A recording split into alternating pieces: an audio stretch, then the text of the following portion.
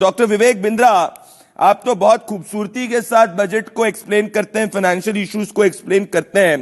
Doctor Vivek Bindra, मैं CA को सुन रहा था और अगर मैं बात करना चाहता हूं कि इन रन अप टू बजट जो अब आने वाले कुछ ही घंटों बाद पेश होने वाला है, less than 16 hours to go, इसमें एक शब्द का प्रयोग किया डॉक्टर विवेक बिंद्रा जी आज सीए ने कि हम पार्टिसिपेटिव डेवलपमेंट में और पार्टिसिपेटिव इकोनॉमिक ग्रोथ में विश्वास रखते हैं। अब जो एक क्षेत्र जिसमें काफी लोगों का कल बजट में नजर होगी वो है कृषि क्षेत्र, एग्रीकल्चर।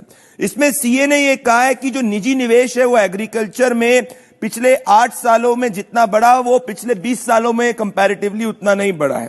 तो आप कृषि, अगर मैं आपसे बात करना चाहूं, जब ये जो इकोनॉमिक सर्वे को सुनने के बाद में, पढ़ने के बाद में, it's a very exhaustive document, आप किस तरीके से, आपकी क्या एक्सपेक्टेशंस हैं ये जो लास्ट फुल टाइम बजट है इस सरकार का, डॉक्टर विवेक बिंद्रा? धन्यवाद। देखिए, थैंक यू। अगर मेरी आवाज साफ आ रही है, मैं आपको टर्म कॉइन हो गया है।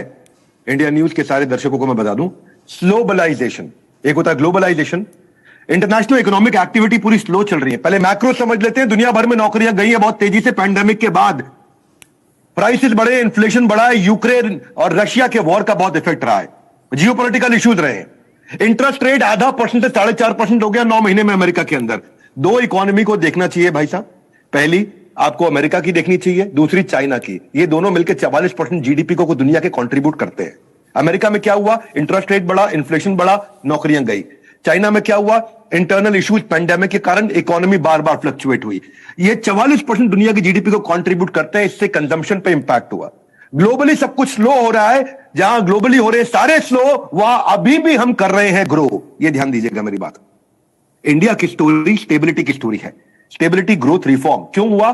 क्योंकि जो पिछले सालों में इंफ्रास्ट्रक्चर पे, कैपिटल स्पेंडिंग पे इंसेंटिवाइज किया मैन्युफैक्चरिंग को और फिस्कल को कंट्रोल किया है, फिस्कल डेफिसिट को जिसको बोलेंगे फिस्कल कंसोलिडेशन।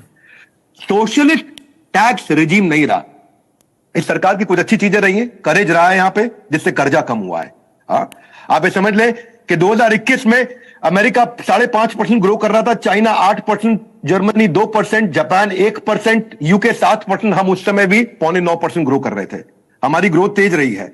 2022 में भी हम इन सबके मुकाबले हाईएस्ट ग्रोथ पर रहे हैं। 2023 में सबका हाल बुरा है। यूएस 1%, चाइना 4%, जर्मनी माइनस में चला गया, जापान 1%, यूके 0.5%। हम अभी भी 6.25% ग्रो कर रहे हैं।